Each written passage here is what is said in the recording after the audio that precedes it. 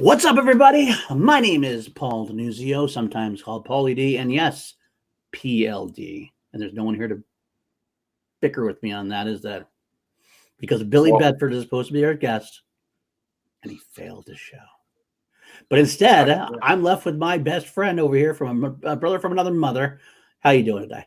You're left here with me? You mean you're stuck with me? What do you mean? What's up, people? I'm Richard Jarvi. Yeah, Billy was supposed to be here, and just like a few minutes before we went live, well, not live, started recording, Paul actually called him, and Billy just, hello? What's the show today? What are we even doing today? I don't know what we're doing today. Oscars? I don't know if I can do that, man. We should be confirming our guests on a quicker basis. But actually, I'm going to hold true to the fact that you saw the great JP thumbnail with the name spelled Bedford. Now, if you don't know that story, that's actually a running joke that Ben and Andrew always call it Bedford instead of Belford. So I'm going to say, I don't know if JP did that as a joke or not, but either way, if it wasn't a joke, it still works completely well as a joke. But anyway, you're watching Class Action at the moment, and usually we have a pretty segmented show for you today. But this week it's going to be Oscars. So, yes, Paul, tell us, what are we doing for this week as a special episode? Yeah, it's a very special episode. Like we've had to decide we like our format a lot, but every once in a while, topics come up. And we want to do something just a little bit different. Like we did this before. We did it when we decided to rank all the Star Wars movies. It totally gets out of our usual. We went almost 3 hours. We went 3 hours. We're not going to do that today. I promise that. But it's kind of cool. We just break our format and just do something a little bit different. And today we're just going to it's Oscar weekend. Oscars are Sunday, February 9th. Today you're going to see this be February 8th, a Saturday. So it's tomorrow. We're recording it on Friday. We're just going to take a look at the Oscars and we're going to predict them. Now, fair game. We haven't seen all these films, so it's going to be a little bit of a weird choice. But you know what? If the people who actually vote for the Oscars can get away with not seeing all the films, like I've been told, then we sure as hell can get away with doing it. Absolutely. And even if we are guessing, they're going to be kind of educated guesses in a way. So I just didn't pick them completely blind. So I'm going to try and predict as well as I can what they would choose. So it's not like a random pick for some of the categories that we haven't seen any movies of. Right. You can predict sometimes from buzz. True, very much so. Exactly. About it from different people. You can say, I didn't see this movie, so I can't say, but this is what I hear. Now, also another fact checking ourselves here. We were doing this little scoreboard between each other. I just want to know, like, we did this last year off air, obviously, just a little prediction thing.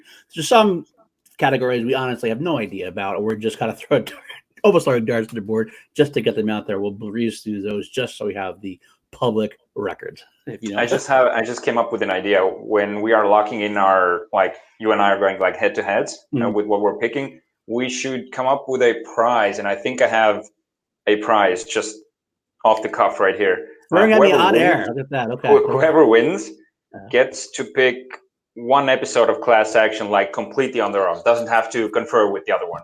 Can like pick any subject and the other one has to do it. So we don't bicker back and forth and like we usually do and figure out and give or take. We actually have to just if I say I want to do Southpaw and something like we're doing Southpaw, or if you're picking The Crow, we're doing The Crow or whatever, or something like that. We're fucking doing The Crow at some point. Let me tell you. Well, if you win. Sure. No, you really got to win. So. It's just an example, but I think it's a good idea. What do you think? It's a great idea. I'm all for it. Let's do it. I'm on board. This is wonderful. So great. All right. Anyway, before we dive into our categories, we should recap what Ben and Drew did this week. Ben and Drew. Who are Ben and Drew? Well, Ben and Drew. We are on the Action Industries YouTube channel, and if you are on Action Industries, you probably know who Ben and Drew are. It's the home of all things Ben Bateman and Andrew Guy. We always salute them for giving us our slot on their channel. They do wonderful work. We became good friends by watching their work together. You see them on this channel doing the Action Guys. This is their new show. I call it 2.0 because they had a show on Collider. They've kind of revamped it now to have guests on. It's a longer stream to get more interactive with the chat. It's an awesome show on Sunday nights at 5:30 Pacific. It's just really, really a fun time. But they also do like action reviews. They do first steps, non-spoiler reviews, other things like that. But of course, one of their biggest flagship is on the Popcorn Talk Network. They do Action Movie Anatomy, which is where we got to know each other. It has over 200 plus episodes. And speaking of which, this was a fun week on AMA. They did. Yeah, BVS Ultimate PBS. Edition. Batman vs Superman: Dawn of Dawn Justice. of Justice. I made that specifically known because it's a movie trivia schmodown, which is another thing they get involved in, the movie trivia meets wrestling via UFC, which is just starting. If you want to get into it, find that out. Schmodown Entertainment Network. Find that channel. I'm pretty sure anyone who's watching this knows about the Probably knows Schmodown. about it. If they don't know, you heard it here first. Tell Christian we sent you. But they did. That was the thing they said for a movie trivia schmodown. A future question would be somebody's going to drop the title of Dawn of Justice, and that would make it a wrong answer. But but there's a fun episode this week. They had it's a movie that I know we like. A lot of people don't. I love BVS. It's one of my, I can't say one of my favorite comic book movies of all time, because I think there's a lot of that comes before it, but I would say BVS is the most intelligent comic book movie ever for me. And the most grown up. I don't know. It sort of feels. I will say that's a bit much of a statement for me. I wouldn't go that quite that far. It's a bold statement, bold choice there. Let's see how that pays off.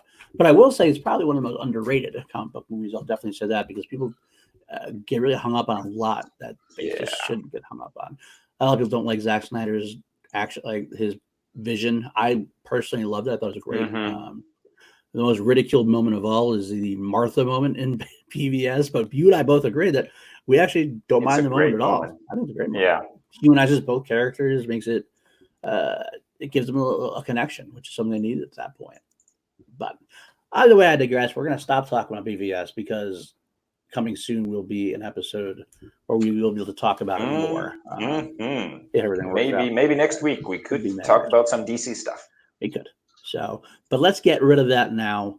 Let's move on to this is the meat of the show. We're talking Oscars. We're going to go do a deep dig and see what we can do. Of course, I say deep dig, and the first couple categories we do is not going to be a deep dig, but we will get into them. So let's go shoot from the hip and go right away. First thing we're going to talk about: the nominations for documentary feature and documentary short subject. The nominations for documentary feature are American Factory, The Cave, The Edge of Democracy, For Sama, and Honeyland. I haven't seen any of these movies. Have you? Me neither. Okay. Zero, nada. So just for the record, I'm going to pick Honeyland as my pick. Oh yeah, I'm picking an American Factory because perfect. It's American. These movies I'm going to see, I would like to see at all times. There's just so much content and so little time.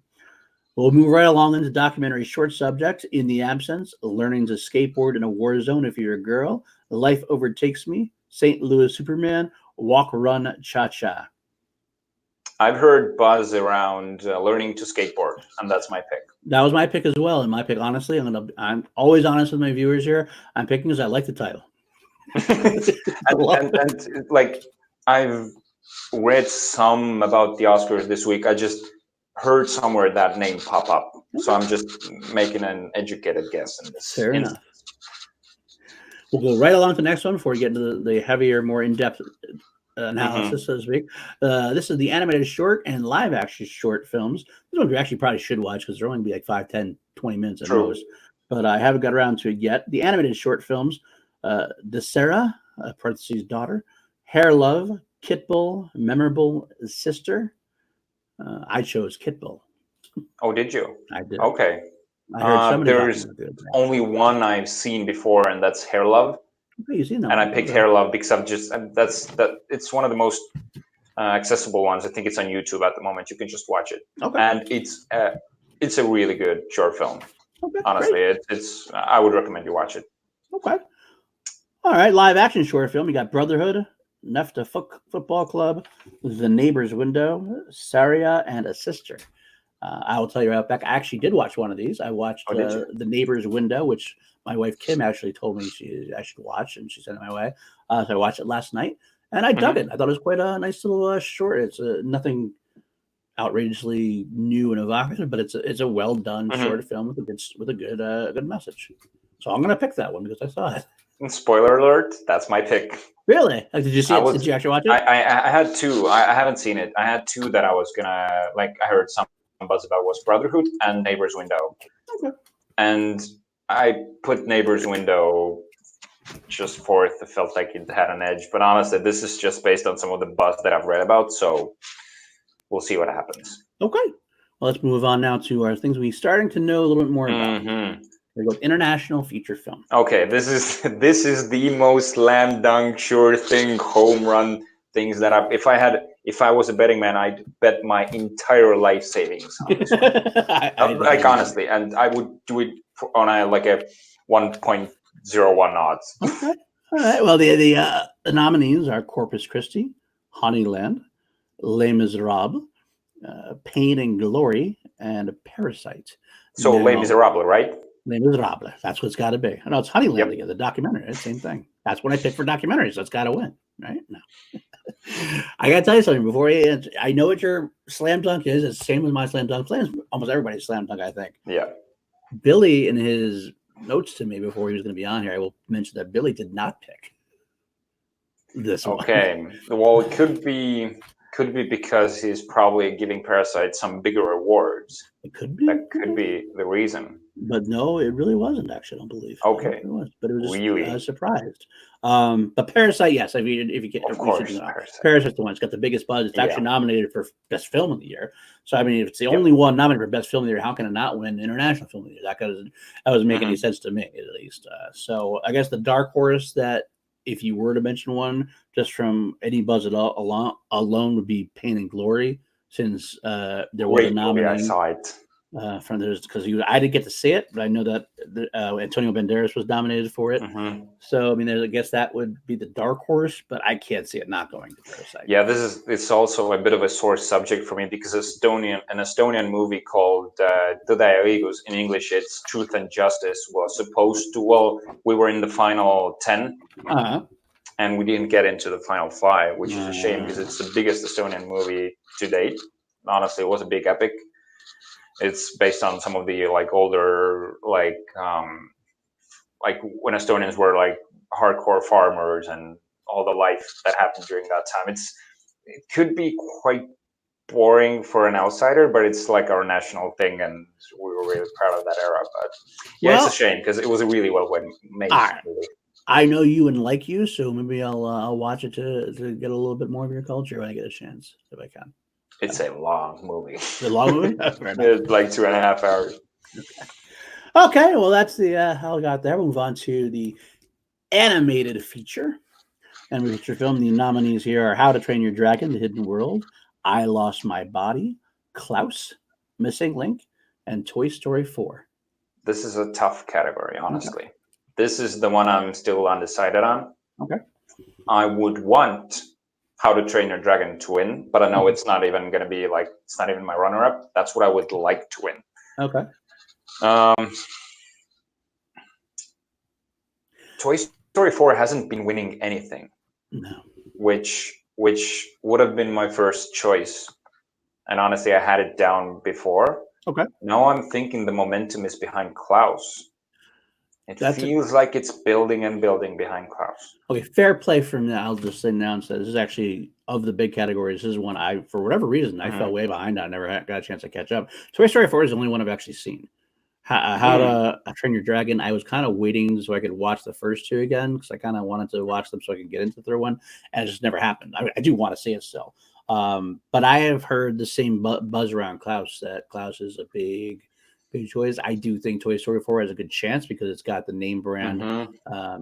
It was surprisingly good. Like, a lot of people thought Toy Story 3 was the perfect ending, and why there's this question of why bother going back to the franchise. And then Toy Story 4 came along, and I think most people consider it still the least successful, or at least of the Toy Story films. It still made an impact, saying it was still a great freaking film and surprisingly good considering it was the fourth go back to the well, so to speak. I was completely surprised by how good it was and how it moved me. I came out of the movie, I was like, oh, my heart is full. So it could get some votes just based on that alone, the surprise factor a little bit. But if I had to predict based on what I've heard from Buzzwise, I'm going to bet that Klaus. I watched the trailer for it the other day. It looks like a very charming movie. So you're going Klaus. You know, Klaus, Toy Story 4 being my dark horse, so to speak. Mm-hmm. There's two sides to this coin, and it's Klaus seems like the obvious pick because of the momentum, but I feel like the Academy has always loved Toy Story, and the fact that it hasn't won anything might even spur them on to vote for it. Okay. So I don't know. I think I'm gonna go with Toy Story 4 just to try to, beat you that way. Okay. We gotta take risks in this game. I'm going Toy Story 4. Toy Story 4. Okay, I'm gonna stick with Klaus for now. We'll have to go from there. All right, let's move on. We're gonna go with makeup and hairstyling now. These are the categories that I've seen most of these films now at this point, so I can actually say I have a better a better reckoning on what is happening. We got Bombshell, we got Joker, we got Judy, Maleficent, Mistress of Evil, and 1917. The only one I haven't seen is Maleficent. Same here. Which is surprising because my wife loved the first Maleficent and she really wants to see the second one. I'm not sure how we haven't yet, but we'll get there soon. I think we can actually tell by watching the trailers on some of them, though. So what's your pick on this one? Oh, this is Bombshell. It's Bombshell. Easy. It's got to be Bombshell, I feel like. It does have that Oscar flair to it. There's it does. It's and not. It has the same team that won for the Churchill movie. Darkest Hour. Darkest Hour, right? Yep. I think it was. It's the same period team piece. I mean, even though it's the period is a lot more recent, it just has that kind of feel to it. I like Bombshell for it as well because they're so well done. The blondes are so it's all perfectly coiffed. Charlie looks exactly like Megan Kelly. I agree. Yeah, I agree. It's very extremely well done. I do think that I got a couple of dark horse possibilities. I think Judy is one that could hit the Oscar. That's a very Oscar bait kind of film. I don't think it succeeded. If you want to remember, like you're not going to go into reviewing the movies. I don't think it succeeded with what exactly it wanted to do. But the makeup and hairstyling of that time was pretty good. So I thought that might have a shot. Now the outside shot would be something like Joker. Yeah. This is different style of Joker, and yet still getting nods. And Joker's so surprising that it just feels like somebody wants to award it something. Now we know maybe later on it's got a good chance of some other awards, so maybe it won't win this one at all. Maybe Bombshell will win this one because it wants to give the award. Sometimes I feel Oscars want to give movies something, and so they'll finally like, okay, well I'll give this one. At least they got an award. So I'm going to stick with Bombshell also. Yep. But I wouldn't be shocked if Judy won, and Joker's not. I wouldn't. I'd be less shocked if Judy won. More shocked if Joker won, but it has like an outside shot, I think. Yeah, I agree. I think that Bombshell is a fairly safe bet. Yeah, I agree. I would honestly say it's one of the more sure categories even. Yeah. Okay. Then we'll move on to our next category, which is costume design. We have The Irishman, Jojo Rabbit, Joker, Little Women, and Once Upon a Time in Hollywood. There's like a three-way battle for me. Yeah, me too. Me actually very much so. What are your three-way battles? Are the same? Once Upon a Time in Hollywood, Jojo Rabbit, and Little Women.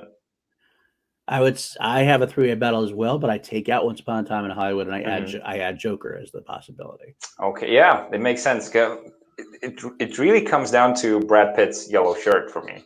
That's like it's become so iconic. Honestly, if you just have that shirt somewhere, you will recognize it. Yeah, no, you will recognize it. I would say they're more known for his six-pack at however how old he is. So that's what I think he's going to lean less on the costume, more on the six-pack. So, so is Once Upon a Time your pick to win? No, honestly, that's the one I'm eliminating, and I'm between Little Women and Jojo Rabbit. That's me too, actually. So Joker's my third, but Little Women and Jojo Rabbit. I'll go ahead and say that my pick is Little Women. The Oscars love a period piece. It was very well done. They showed a lot of different dresses, a lot of different costumes.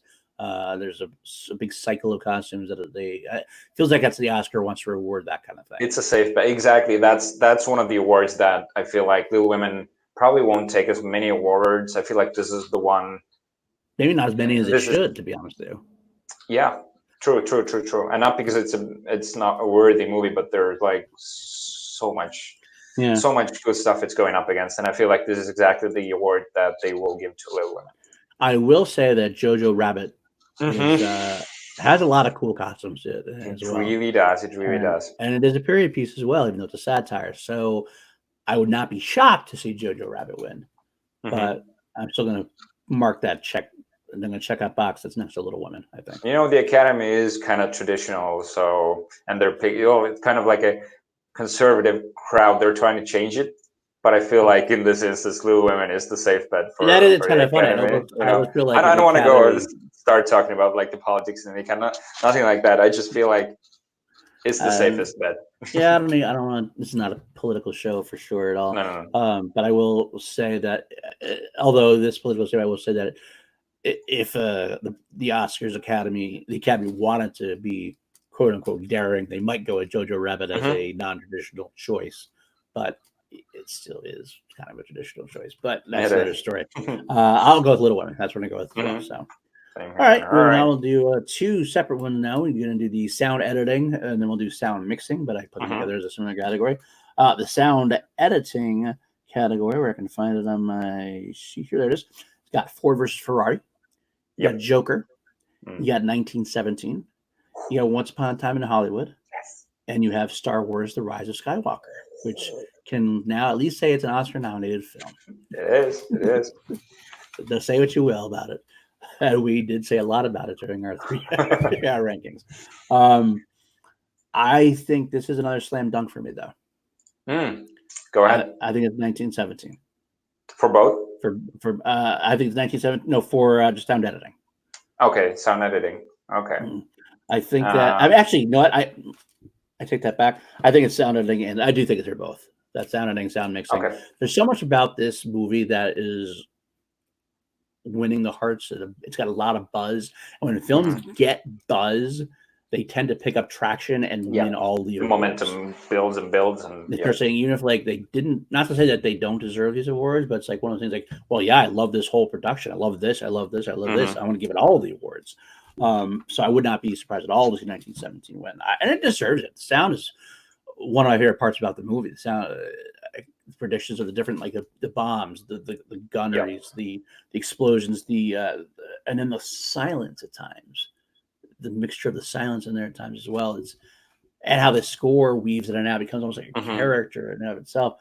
I never found it too loud, but it was loud when it needed to be. But it was quite the whole sound was very, very cool. I like the sound from 1970. I think it's gonna win. I think it deserves to win. But I will say there are I have two dark horses. I'll say what my two picks are. So say your picks first. You're both are 1917. Yeah. Editing and mixing. Okay. Yeah. I was in between Ford v Ferrari and 1917. And I'm going to, with these two categories, I'm actually going to use some strategy. So I'm going to go 1917 for sound editing, and I'll go Ford v Ferrari for sound mixing. Now I feel like it's going to go. Both are either going to go to one, so I'm hoping to get 1 point out of this. I feel like in Ford v Ferrari's case, this is another one of those. Let's give this movie something, and the car sounds, everything that's like the crashes, the races, like even when they're assembling the cars, everything, and the quick cuts, and you feel like you're in the cars. You feel their power, the revs, everything. It puts you in the cockpit. You feel like you're there, and like the sound is probably one of the biggest parts of that experience. So I don't disagree. That's actually my dark horse as well. And Ford versus Ferrari is my dark horse for both. Although I also want to add another dark horse for sound mixing, which I didn't actually say the nominees for that one. The sound mixing nominees are Ad Astra, Ford versus Ferrari, Joker, 1917, and Once Upon a Time in Hollywood. Basically, it's the same Ford, just take out Star Wars and add Ad Astra. And Ad Astra is my another dark horse, like my secondary dark horse in the sound mixing. because that whole film is an experience. That's like a Yeah, it's and not a film, it's exactly like what you said before. It uses silence. It it uses uses silence silence perfectly. perfectly, and then it has the surrounding Yep. like drone. I would love. I mean, honestly, I would love to see Ad Astra win Hmm. something. 'Cause I love the film so much, even though it wasn't very high on a lot of people's lists. A lot of people found it. I think a lot of people went in it with the wrong expectations. They kind of expected a more action adventure kind of almost like Yep. Armageddon kind of thing, and they Or got Interstellar, like. Interstellar, even like Interstellar, like more fast paced, and they got more of a 2001 Kubrick Mhm. style It turned into a drone thing. character piece Right. rather than a Mhm. story-driven movie. Right, and it's fun. I loved it for what it was. It's actually one of my favorite movies of the year. Hmm. So I guess part of me would love to see it get any recognition at all, so that I would definitely not mind it. But I think it's going to go 1917. Okay, so yeah, for you both 1917, for me Yep. 1917 for editing and mixing. I'll go for Meat Ferrari because strategy. Nope. Strategy is king, my friend. I get it. We're trying to get into. I guess it's kind of funny. Like some people are gonna be like, "Well, why are you doing it for strategy? That's not actually doing anything. That's just such a almost like a personal thing." Well, we're on class action. We put things up against each other. Yeah, So now this it's is there's Jarvi. So exactly. this is that's as Christian Harloff would say, but that's the show. So. All right, I'm stealing catchphrases now. Now Christian's gonna come cancel us probably. So that's okay. Yeah, he should come on the show and like There put you in you go. order. There you go. Right there. Anyway, so let's move on, I guess, to production design. Hmm. Production design. And when we have the 5 Uh, nominees oh yeah, yeah. Go ahead. are The Irishman, Jojo Rabbit, 1917, Once Upon a Time in Hollywood, and Parasite. Hmm. Now you seem to be wanting to jump the gun here, so go ahead. Why don't you tell me what I you're just thinking? figured you've been going first for a couple of the categories, so I figured it's fair if I go first You saying now. I'm hogging it? Is that what you're saying? I'm hogging it? No, Uh, because yeah. when you Sure, go sure, sure. first, I feel like you're in a disadvantage because you'll feel the other one's reasoning and you can change your pick. So you're doing it for me. That's what you're saying. You're taking it for me. Sure, sure, sure. Yeah, Okay. I'm doing this for you now. Okay, Son of a bitch. I know your competitive nature. Go ahead. I heard that they built all the sets and the houses for Parasite, which is insane. Mhm. The house where it all happens, the basement. I'm not gonna talk about the story too much. The apartment that's on the like ground level that gets flooded, like Yep. their original home. Everything was a set that was built for the movie. Yeah. But it's Yeah. still my runner-up for Uh-huh. 1917. I feel like the production, that was. I felt like when I saw the movie in cinema, I was like, "Holy crap!" When they come out of the cave, which collapses, Mhm. and they just come to this abandoned. There's like shelves everywhere, broken equipment, everything. That's like the biggest moment where the set sort of takes you in completely, Mhm. and the nighttime, the ruins of the city. When Right. when he's running through them, Running through the woods. that's. I feel like it just it's too much, and it's going 1917. Okay. Okay. I actually think 1917 is going to win, Hmm. but it's not what I want to win. What I want to win is Once Upon a Time in Hollywood. Oh yeah. Hmm. I love that they just basically totally built that era Hollywood to the T, including the murder scene of Sharon, that whole the houses, the movie sets, uh, everything about it. They did like the production design of the movie, of Leonardo DiCaprio's movie bits. Yeah. They Yeah. showed everything else. Oh yeah. The whole big thing. I love the production design in this movie. I want to see it win, so that's gonna be my pick. Even though I kind of think 1970 is going to take it for exactly the same reasons, and I wouldn't be angry if 1917 did win because I agree it's phenomenal as well. There's a dark horse as well here, though, for me. Hmm. Jojo Rabbit Hmm. had a very vibrant design to it, very catch your eye. I did. Everything kind of stuck out, but like it meant to stuck out. It was almost like Hmm. it was almost cartoonish in a way at times, Hmm. but like done purposely that way. It caught my eye all the time, so I would not be surprised. I mean, I obviously any of the films in this category honestly deserve to be mentioned and deserve their nomination. And I wouldn't be angry if any of them won. Even The Irishman had a great Yeah, period the piece Irishman feels design. like it's getting Nothing. snubbed. Yeah, it's getting nothing. I don't think it's gonna. I feel bad for it. I don't feel bad for it, but I feel like had a lot of buzz right away, and it does hold sway with the Academy being it's a very Academy movie, older gangster type movie. But I feel like it's lesser compared to some of these other movies. So it's like I think I've seen it before in a way more than others. That's true. Yeah. But what are you picking though? Oh, I'm gonna pick Once Upon a Time in Hollywood. Oh, you're picking Once Upon. I'm gonna Okay, pick bold one. choice. I think That's a bold 1970 is choice. going, but I'm making a bold choice. I want it to win so badly. I'm gonna pick. I'm hoping my picking it will go to the universe and make it win. So, but 1917 will probably win. But that's all right. You know what? Parasite could take this. Parasite could It really could take this. So this is not as tricky of a choice for you. This is one of the hardest choices I think of the whole Oscars right now. To be honest with you. From what I know, anyway, not kind of those other documentary stuff that I don't know about. But all right, moving on. Move on to visual effects. Visual effects. This is Avengers Endgame, The Irishman, The Lion King, 1917, and Star Wars: The Rise of Skywalker. Yep. To me, this is almost a slam dunk. I think you give it to Avengers Endgame. Specifically, do you really? Do you? I want this to win. The reason why is it was such an event for movies. I think the Academy wants to kind of tip its cap to what it did. It's the biggest selling movie of all time now. I think the Academy's going to go, all right, here's your something. So I think it's nominated in. And it's got great effects. It's not like it's just a gift. I mean, it's got great effects. Comparatively, I mean, The Irishman might win as a dark horse because it has that's the gimmick of the movie, But does it work completely? Some people say no. You still see you can't de-age movement. You can't de-age movement, right? Famous words of Christian Harlow. Exactly. So that's true. Lion King, I think, is not. I don't think Lion King actually has much of a shot.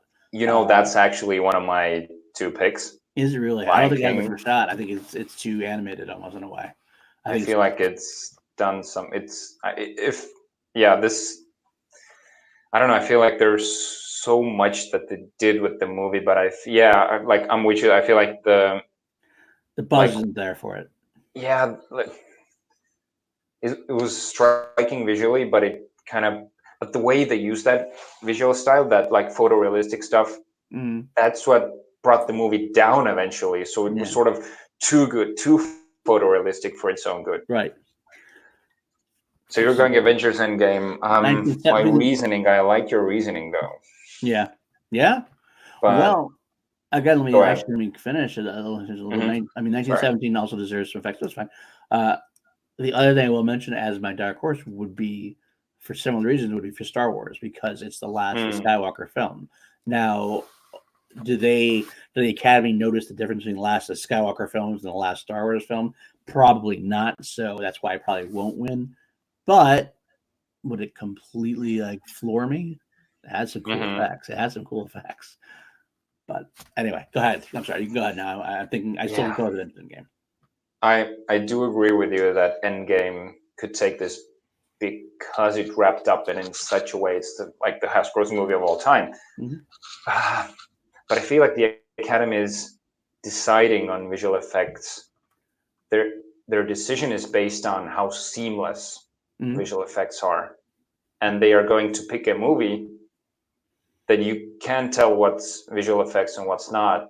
Right. That's why I'm going with the most boring choice with 1917, because there's a lot more CGI in that movie than we know of. You're not wrong. I watched some featurettes, how they did there's green screens, how they cut the scenes almost seamlessly, where they cut, but there's still moments when they cut. I feel like they will give visual effects to 1917 because of that. Okay. Because of that seamlessness. I would not. Again, that's not something I'd be angry about. And I don't think it. But I want Endgame to win.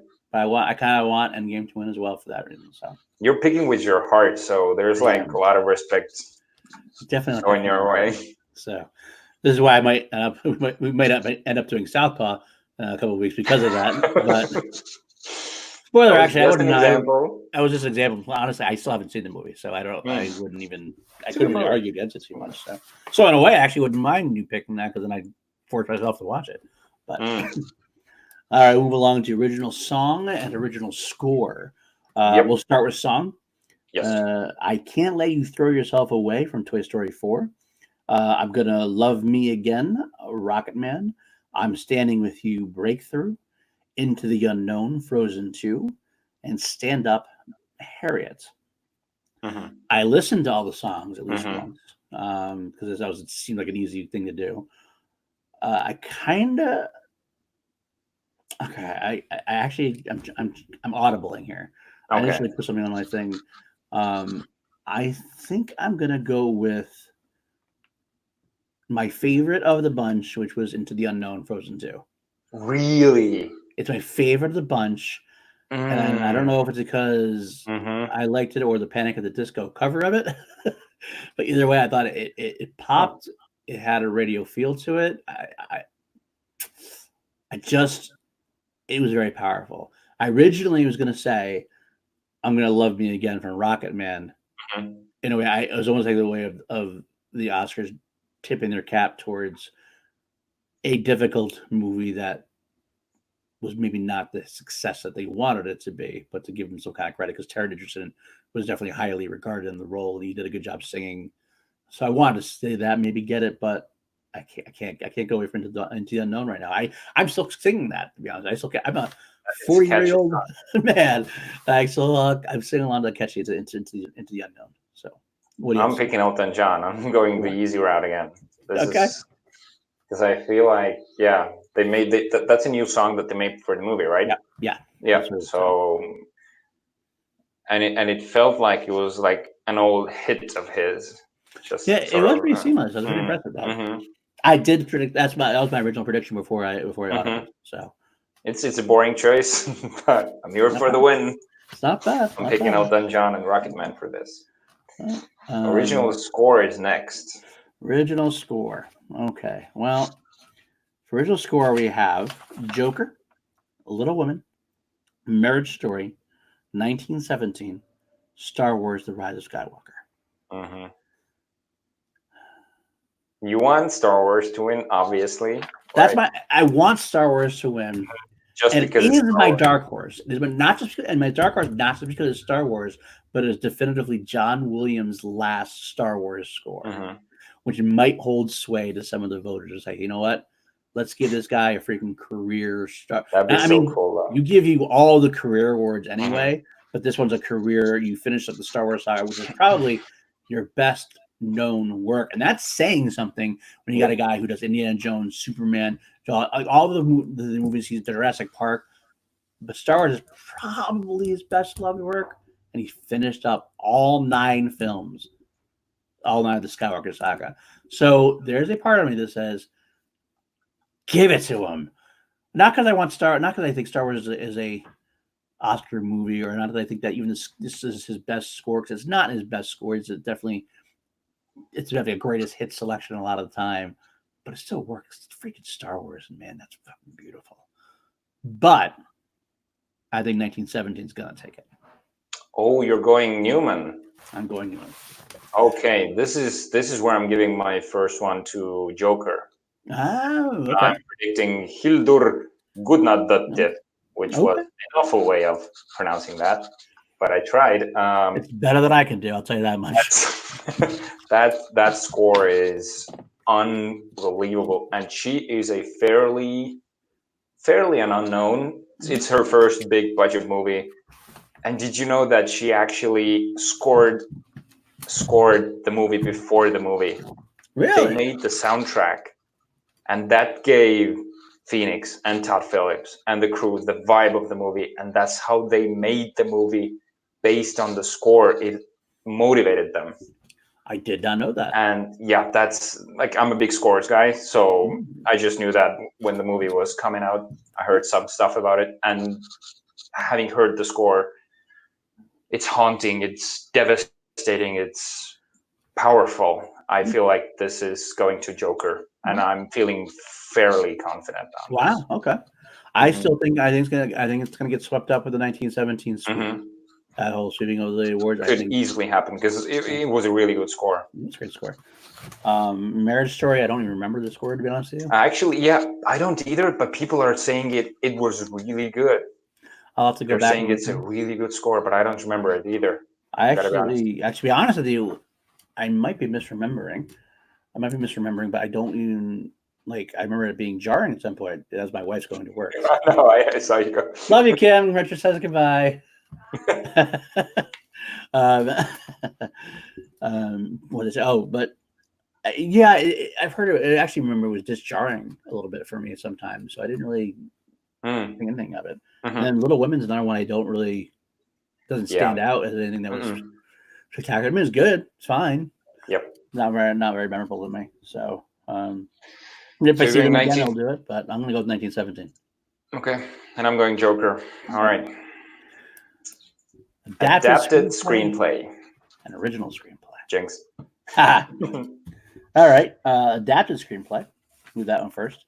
Got The Irishman, Jojo Rabbit, Joker, Little Women, The Two Popes. Joker. Oh, not Joker. Sorry, I wanted to say Jojo Rabbit. Jojo Rabbit for this one. Oh, okay. I feel like Jojo is fighting an uphill battle in all the other categories. But the script is amazing, and I feel like the story and how everything you've said about it today, it being a satire, it's a movie about Nazis and pretty much showing every little detail how they are becoming this, Nazi machine, and it's a crazy story, but it works so beautifully. And I feel like Taika Waititi is the one credited for this, right? I believe he wrote it as well. I believe he did. He might have had help, but he was definitely the driving force. Okay, and it's also the one I feel like they're going to award Jojo with an Oscar that, well, this is the Jojo Rabbit Oscar, so they can give it something. Although there's Quentin Tarantino, and the Academy loves Tarantino. Well, that's original though. He's not nominated and adapted. Oh, my bad. Right. Irishman, Jojo, Joker, Little Women, and Two Popes. So you're going Jojo Rabbit. I'm going Jojo Rabbit. Okay. I think Jojo Rabbit's a dark horse of the category. I think I would be surprised for exactly the same reason you think. But what I think is going to win, and what I would actually like to see win, is Little Women. I thought it was a very clever adaptation on an old-timey tale. Like, they didn't go out of their way to make it like completely zany and updated or anything like that. It wasn't like they took it and went too far with it. They just took a couple framing techniques. They added a little bit to it. They added the whole idea of her wedding story, and selling her story at the end, changing the ending. A lot of just small little details that they tweaked to a classic story, which made it better for film. Which is why to me I think it wins adapted screenplay, and I think it should win adapted screenplay because it made a story work on film that might not work as well otherwise, especially in today's world. It could be seen as an old fogey's tale. It's an old tale that I've seen a million times. It's had 4 or 5 adaptations, and but this still seemed fresh and new to me. And that's partially because they were good performances, yes, but I think the screenplay itself and the way they set it up worked for me. I just feel It's another film. I will say there's another film that I feel they want to give an award to, especially after the snub of Greta Gerwig not getting nominated for director. Which is a shame. I think she really. I'm not sure who would have taken out when it come down to it, but I mean, they should have just added her. And then there's other people they could have taken out, but either way, so that's why I think this might be the Little Women Oscar. Yep. Okay, so you're going Little Women. I'm going Jojo Rabbit. And also, I want Jojo Rabbit to win. I would not be unhappy. I love the script of Jojo Rabbit, so I would not be unhappy at all. Okay, moving on to original screenplay. This is where we got Knives Out, Marriage Story, 1917, Once Upon a Time in Hollywood, and Parasite. These could all easily win it. Easily. The one I would eliminate first is Marriage Story. I think it's a good story. I think it's decent, but it's more driven upon the performances of Driver and Johansson and Dern. But it's a story about not Hollywood, but Adam Driver is a director, right? Correct, but you already got that. He's a theater. You already have that Once Upon a Time in Hollywood anyway. Yeah, I know. Yeah, that's the other one. Like Tarantino, well, friggin' Academy loves Tarantino, and his scripts are amazing. They truly are. So I think 1917 could take it. It could be swept up in this. I guess I keep saying swept up in that stream. Oscars love to do that, so I could see 1917 taking it.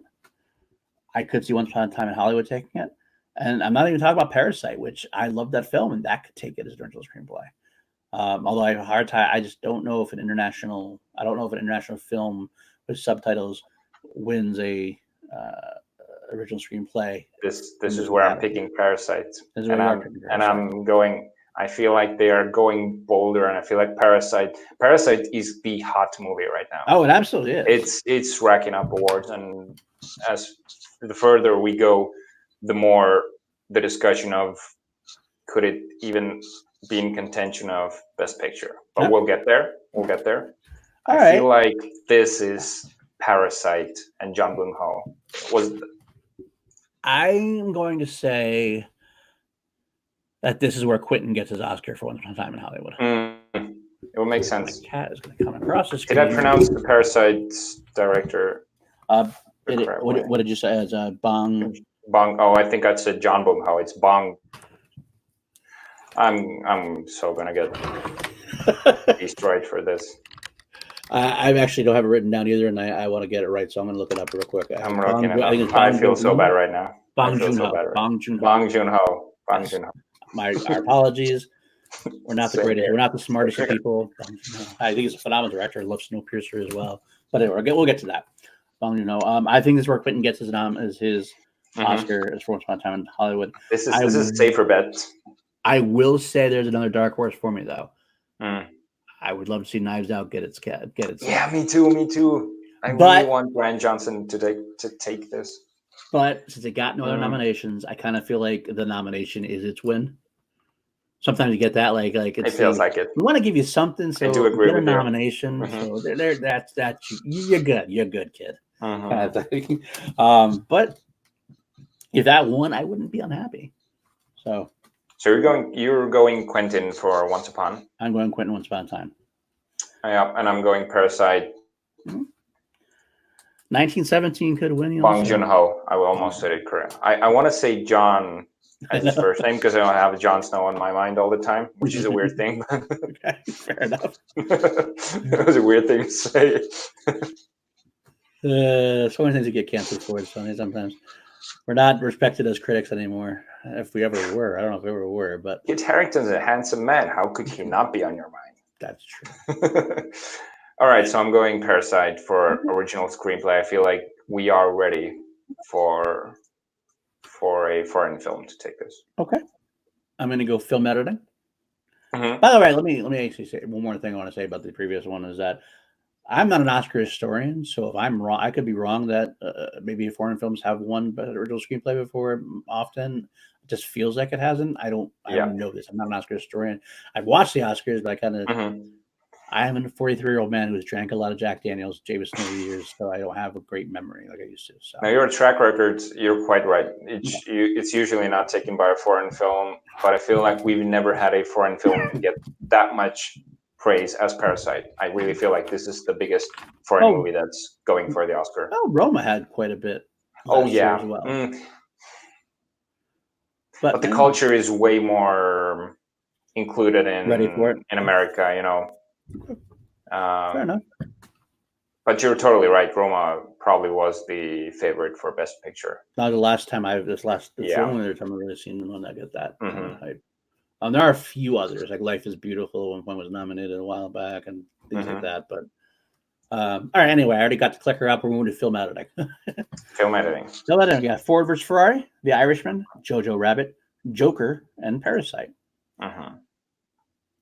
Now, what you said before about this one, I'm going to say my pick is the one. This is where Ford vs. Ferrari gets its nominated. It gets its. That's my two that I'm struggling with. I have Ford v Ferrari and Parasite. Parasite's another one I, definitely could win. I feel like the way Parasite is edited is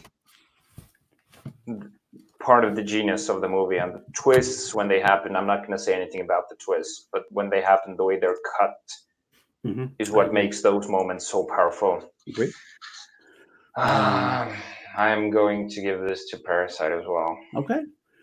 Fair enough. I feel like the momentum is building and building, and I keep saying that, but I can't deny it. I don't. You shouldn't have to. I think is. I mean, I don't disagree. I will say that Jojo Rabbit is another dark horse here as well. I feel like Jojo Rabbit's going to be the like they're not going to. It's not going to get anything, but like everybody's going to say, but it was so close. It could have won almost any of them.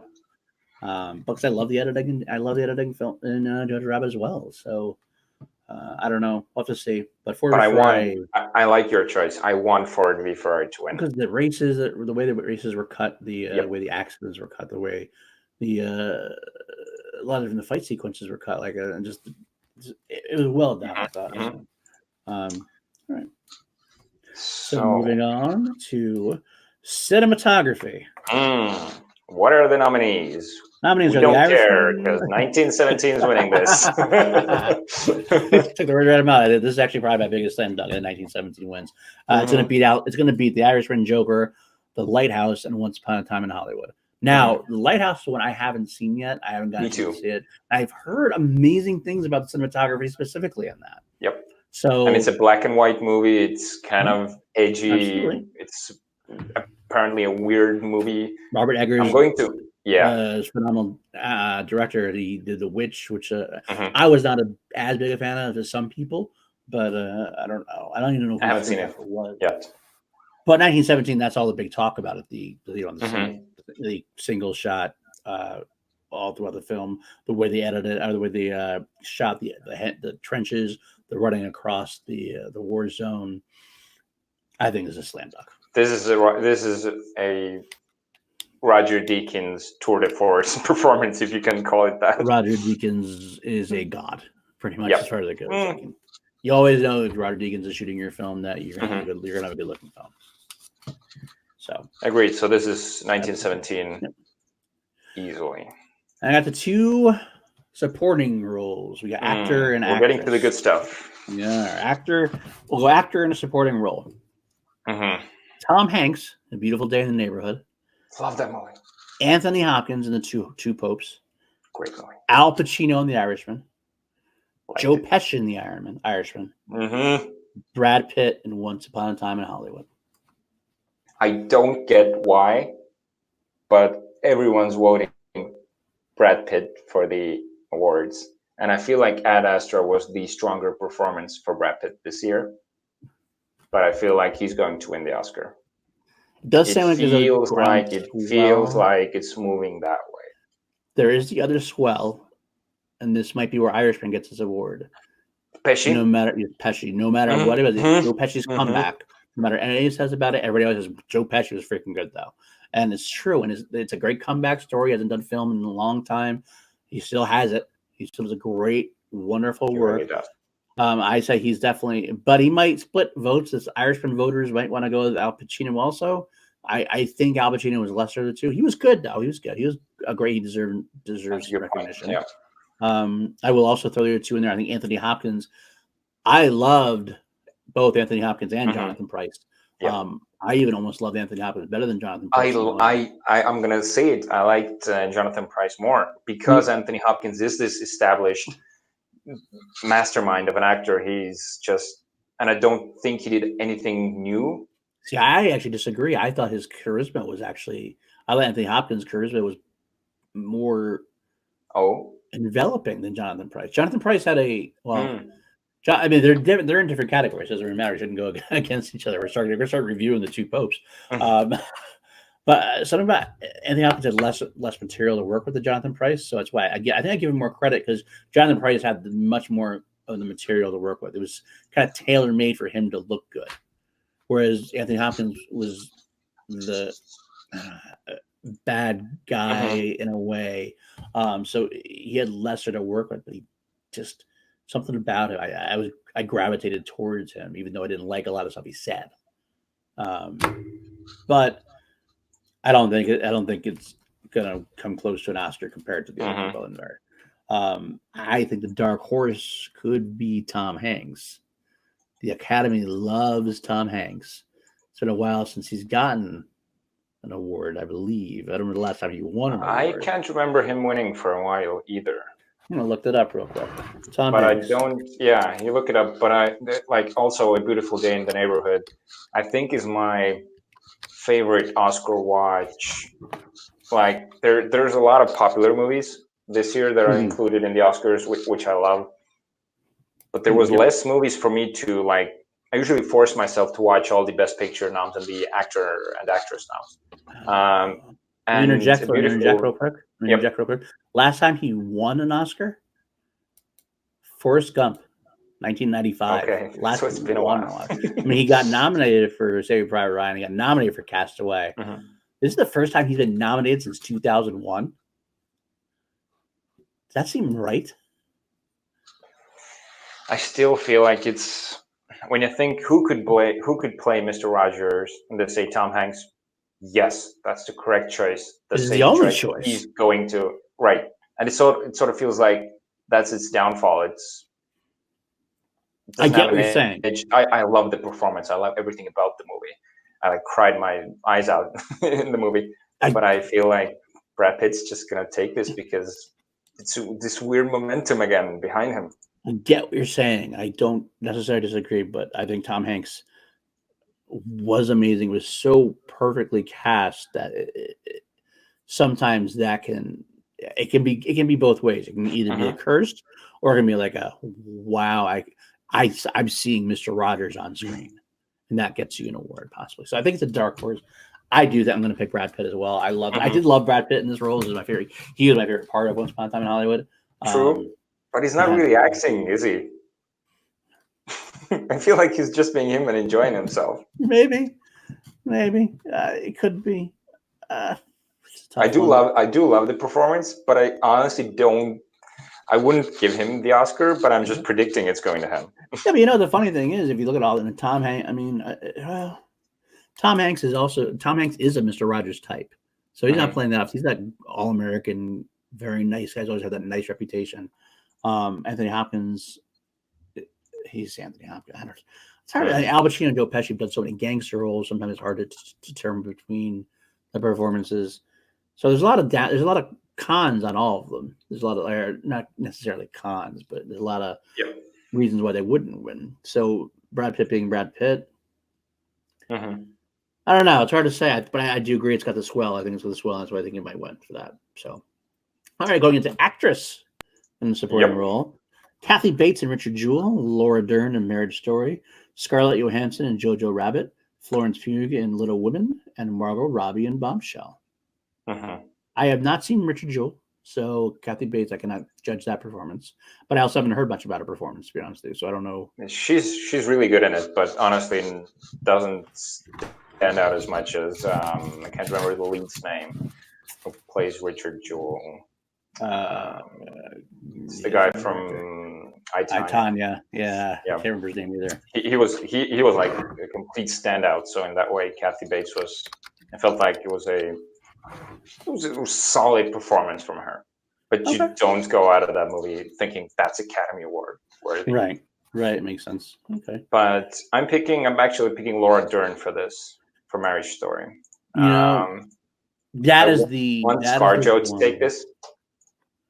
I That want is the one. ScarJo. I will say that is the one that is the buzz. Mm-hmm. That's the big one that's Exactly. I coming know. out of I everything. know. That's exactly why I'm picking her. Right. That's one's going to win because of that. Mm-hmm. But I don't.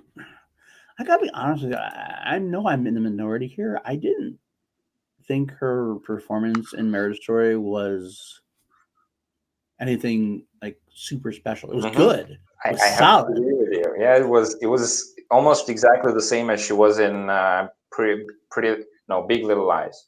Yes, exactly. Have you seen this show? I did. Yes, I have seen. I've seen her on Yeah, there. right. So 'Cause she feels like she's exactly the same character. it's a great role. It's a great job done with it. But we're talking best performance of the year, supporting wise. Mm-hmm. I don't know. I don't want her to win necessarily. No offense to Laura Dern. I love Laura Dern. I think she's solid. I think you put Laura Dern in a movie, you're doing a good job because you're going to get somebody who's going to give you a good performance. Maybe that's why I didn't like it as much, is that I'm so used to her giving a damn good performance. So it was like too much. In a way, it's like, oh, good. But if I had to pick somebody, I'm going to go with Florence Pugh from Little Women. She's got a swell of support, not necessarily for the role, but for her as a performer. Insane year for her. Right. Insane year. Playing with family, which I wasn't as big a fan of everybody else, but it was definitely a good performance. I think Little Women, Women, which she's in for, and she's gonna be in Black Widow. She is like the next. I don't want to say this. I'm actually gonna say it reminds me a lot of Jennifer Lawrence's Rise. Like she's done a lot of films in very much so. Very much so. Burn out like J-Law did a little bit. I'm hoping J-Law actually comes back and gets her out together. It seems like she got burned out for a while. Too many roles, too many times, I think. I'm so distracted by Indy behind you. Just so lounging there. So cute. There. There taking a bath. Yeah, that's what it does. That's what he rolls. But either way, I do want to mention Margot Robbie and Bombshell as a potential dark horse. I thought she was good. I think, but it's one of the things that you might. She's a hot actress too, and I don't mean that attractive wise. I mean she's just a. I know. A hot name also, and then Scarlett Johansson. I have a feeling. I'm going to say it now, kind of a spoiler. I feel like she's getting snubbed for both of them, or not snubbed. That's not snub. It's she's going to be overlooked for both of them. I almost feel like it's a. I don't know if this is true or not, but it's my gut saying something like you can split. Sometimes you can split in the same movie. You can split votes. I think Scarlett Johansson could split votes in between the categories. So it's like some nominees will go, I'm going to vote for her. I don't want to vote for her twice. I don't think she deserves both supporting and lead. So I'll give her some. I'll vote for supporting. The other one will do the same thing, and I'll support for her in lead and not want to support. So I think that she ends up losing to herself in both categories, possibly because of that. That's a good point. Good point. Yeah, I do want ScarJo to win for JoJo, though. That's my like preferential pick, but I'm gonna be guessing for Laura. No, not guessing. I'm picking Laura Dern for that category. Yeah, I'm picking Laura Dern as well. I want Florence Pugh. So, all right. So let's move on to actor in a leading role, actor in a supporting role, actor in a leading role, actress in a leading role. Actor in a leading role, we got Antonio Banderas, Pain and Glory, which you saw. I did not. Leonardo DiCaprio, Once Upon a Time in Hollywood. Adam Driver in Marriage Story. Joaquin Phoenix in Joker. Jonathan Pryce in The Two Popes. Now let's do some eliminations. I think Leonardo DiCaprio is eliminated right off the bat. He just won his Oscar. This wasn't a. I loved him in the role. I don't think this is I actually think it's a really underrated performance. It is because he's doing something. I'll just quickly go over. He's doing something incredibly detailed, and I'm trying to find the right word for it, but he's acting in a movie where he's acting almost as good as of an actor as he is. So there's a scene where he's acting, but he's not acting to his full potential. He's holding himself back. He's acting his best Western like version of himself. Right. But that's an incredibly hard thing to do, to pull off, sort of hold yourself back, not be as good as you could be, but trying to be good enough for it to work in a movie. I know, it's kind of confusing. I got it. I completely got it. But yeah, I love him in that role. I love the whiskey sours. How many was it? 8? 8, 9. That's my. I can't remember the exact number, but so I have to eliminate him. Unfortunately, though, Antonio Banderas, like I said, I never saw, but I haven't heard any buzz from it either, except for the fact they got nominated. So I don't know much about it. I think Jonathan Pryce is going to get overlooked for Two Popes. I think it's a good, perfectly fine performance, but I just think it doesn't shine comparative to the two that are in contention. For me, Joaquin Phoenix and Adam Driver in contention. I think Joaquin Phoenix takes it. Me too. I think Adam Driver is a dark horse. And there might be, I don't know if there's a backlash against Joaquin Phoenix. There's some people don't like the Joker for some, like for the the possible riots and violence, and some people are Well, that's comparing it on the to, movie, you but know. Joaquin does. No, I get it. I get it. I just wonder if there's a little bit of a backlash that Mm-hmm. since you have a strong performance like Adam Driver to compare it to, like it's not like Joker like wipes out everybody. It's there is an alternative vote for Adam Driver, which is why I wouldn't be. I'd still be shocked actually, but it's a Adam possibility. Driver could yeah, he could Yes, take it. yeah. He could be the upset. But He could be the Olivia Colman of right, 2020 or 2019 in that sense. okay, right. But I will pick Joaquin Phoenix. I think he deserves Me it. I too. think Yeah, he was phenomenal and probably the best performance of the year easily for me. it is. It is. So that's what we'll go with for that. Let's do actress in a leading role. Or Mm-hmm. actually, no, this is more of a tough one. Not for Cynthia me. Erivo for Harriet, which I haven't seen. That's the only one I haven't seen either. Okay, Scarlett. So we have to eliminate her. So this is obviously we're picking between the four. So if Cynthia wins, then she wins. I've not heard either way. I haven't heard much about the film, to be honest with you. So I do want to see it. Hopefully, I get to see it after the Oscars. Scarlett Johansson from Marriage Story, Saoirse Ronan from Little Women, Charlize Theron from Bombshell, and Renee Zellweger from Judy. You said it was easy for you. It's Go ahead. again, buzz, momentum, everything is behind Renee Zellweger for It is. Judy. You're right. And she's the only reason this movie is getting any acclaim. Yeah, the film itself is not phenomenal. Nope. Mm-mm. But she is. She truly is. Actually, I saw a review on Letterboxd, which I love. It said a news report saying that Renee Zellweger had to call an ambulance for severe back pain from carrying the film in her back. They actually was funnier than I read it out. It was. She did. She carried the film definitely, and it was so much. I didn't see her in the role anymore.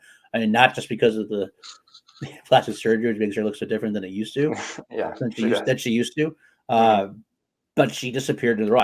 I saw Judy Garland, and so I was very impressed with her performance. I do think Charlize Theron did give a good performance. I do think Saoirse Ronan gave a great performance as well.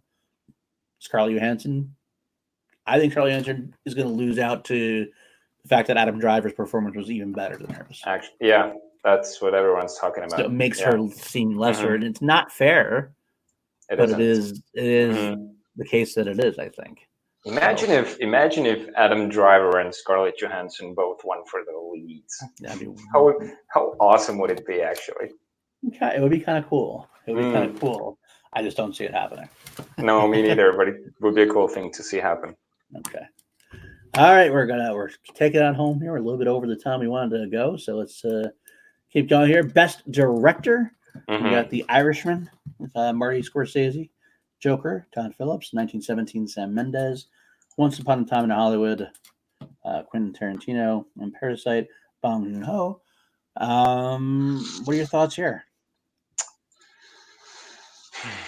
I'm torn. This is another one where I'm thinking Parasite could upset 1917 and Sam Mendes. For all the reasons I've already discussed.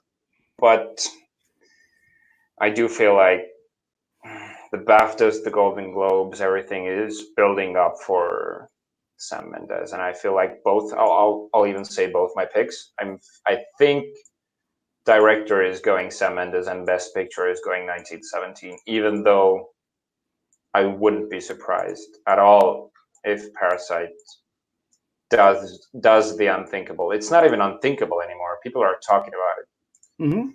Yeah. I think it's going to go Sam Mendes, 1917. I would not be surprised if Bong Joon-ho gets it. And I actually would like him to get it. I think he deserves it more than Sam Mendes does, to be honest with you. I like Sam Mendes' job. I'm actually not a huge Sam Mendes fan in general. He's not that he's a bad director for me. I just nothing really has stuck with me with what he's done as far as him as a director goes. Bong Joon-ho deserves it, I think, and I will say that there is the darkest of dark horses, the sliver of hope, I think, that you could see Quentin Tarantino get an Oscar for. Sliver. the smallest sliver. I don't think it's going to happen. But I I think don't there's a either. sliver that he's like a career award kind of thing, like in a way. It's like, but maybe not. He's got one more film and Yeah, one more film, right, to do. he can do one more Then film, it's so- 10 films, and he'll retire for a Theoretically. time, I'm guessing. Right. But I'm gonna say that Sam Mendes will probably win. I want Bong Joon-ho to win. Bong I actually Joon-ho to kind win. of think if I should change my. I'll stick with 1917 Okay. on both. Let's do it then. Best Mhm. picture. You have 9 in this category. It's always weird you can go 9 in this category, or 10. You could go 10, but you can go 9 in this category, and all the rest you have to do 5. So, but like I said, I guess you like to reward films, and I get that. Getting a nomination always drives people to see films they wouldn't see. Like I would have seen a few of these probably without it. Same here. I might have Absolutely. actually looking at it, I might have, but that's all right. Either way, Ford versus Ferrari, The Irishman, Jojo Rabbit, Joker, Little Women, Marriage Story, 1917, Once Upon a Time in Hollywood, and Parasite. I think this is a 4-way. I use the term race loosely. The 4 that I think knock off the other ones pretty easily is 1917, Parasite. I think there's the outside chance that Once Upon a Time in Hollywood, and there's another outside chance that Joker could get it. Outside chance because of Joaquin Phoenix's performance was that good. But out of the 4 I just mentioned, Joker's at the bottom. Once Upon a Time in Hollywood, I just know they love Hollywood. I know they love Hollywood so much. Hollywood loves Hollywood. Right. So I can't eliminate it entirely. I don't think it's going to win. But if that name is called, I don't know. So to me, though, it comes down to 1917 and Parasite. I want Parasite to win. For me as well. And honestly, I think what could swoop in there could be Ford v Ferrari. In a weird world, it could actually get there somehow. You're not wrong. It's definitely the third for me. It's between 1917 and Parasite. Just to touch base real quick on Ford v Ferrari, it is the reason why it's so good. It is such a traditional Hollywood movie, and I don't mean that in a negative way. It's like an old-fashioned Hollywood movie, and Hollywood loves that about itself. It's again in a Hollywood loves Hollywood way. This is like a standard that the older voters from the Academy will look at it and go, "This is an Academy Award-winning film. This is a great film," and they're not wrong. I think the buzz will stick with it. There's not enough buzz for it to do so, though. But if it happened, would I be like, "Oh my god"? Well, I probably would be still, but I wouldn't be upset because I like the film that much too. But I'm giving it to 1917. 1917. Yeah, I me too. want Parasite to win. I don't. I appreciate Parasite. I wasn't a fan myself. I remember you saying that, which is weird. I know. This is a hot take, and not taking anything away from the movie. It just it wasn't the shock and the excitement that most people had. I was sort of maybe too shocked. So in a sense, that movie did too good of a job. Yeah, it's just that wasn't the emotion that I wanted from watching the movie, if that makes sense. But that's the subject. That's exactly why the movie is great. It shows you the world the way it is. Actually, I almost want you to watch it again. Like I do too. I feel like I should. It's one of the movies because I love the film, and I love the film because I love the fact that it took you on a roller coaster. Like it was different genres of film, all in the same film. Like it was like almost like a comedy at first, and then it's like it took you all in a different direction, and it went another different direction, and it had great social consciousness statements. There's lots to love about the film. It's one of my favorite films of the decade. So I would love to see it get rewarded. I think the international film, getting the international feature film Oscar is going to be its award, though. Maybe there's another possibility that you could see the split vote and see either either 1917 wins the best film and Bong Joon-ho Bong Joon-ho is the director. I love the way you skip over his name. I did it again. Bong Joon-ho. Bong Joon-ho. I'm so awful with names. I am Is it so Bong awful with names. You say it fast enough, you kind of like, I mumble anyway, so it's like I can get away with it sometimes. Again, we apologize. I apologize. No disrespect meant at No. all. I'm just awful. I'm a 40-year-old man, Jameson, Jack Daniels. But again, going back to my pick is 1917. The You way could that split. Parasite could win could be for Best Picture. I mean, there's preferential voting. So if enough people put it as number 2, and not everyone puts 1917 as number 1, there could be, because I'm saying Parasite is the sexy movie right now that everyone is talking about. I would say that 1917 is still pretty sexy though too. It's a little less sexy. If the Oscars took place like a month ago, I think 1917 was the clear-cut winner in a way. But I do feel like after a little bit of time, it's gone. The luster has gone just a tad. There's been a little bit of like, I've heard from like some critics here and there now that Parasite has picked up on. So either way, I think it's definitely a 2-film race for both Best Picture and Best Director. Yep. I wouldn't be surprised if they split. Has that ever happened before? Yeah, that's happened. That's actually happened quite a bit. Okay. Quite a bit is a strong term. Aww. He just loves to be on the camera. Okay, get that. That's enough. You're gonna start to ruin. One day I completely flip my monitor over. That's not gonna happen. No. But it's going to be 1917's year. That's not bad. Yeah, it's gonna be 1917 year, I think. Well, that is going to do it for us. We've gone through all the categories. If we had Billy Bedford on, this actually might have gone a lot longer even. So maybe in a way it's a good thing, Billy, that you fell asleep and stayed asleep. Probably is. We love you, Billy. We want you to be on for another episode. At some point we will. So that's what we're doing. And next week, what are we doing next week there, Richard or Jarvi? You want to announce it, or do we want to... yeah, I'll announce it. I think we are. This is a not definitive, but this is what we think we're going to do. Because Birds of Prey is coming out this week, and I saw it and I loved it. But instead of talking about the characters in that movie, we figured we'd talk about DC, and we might do another 3-way battle between the 3. Well, I would say the 3 biggest Batmen, in the sense that there's way more, but I feel like there's like the 3 big ones is Christian Bale, Michael Keaton, and Ben Affleck. Jesus. Live action Batman. It's Friday. I'm fried.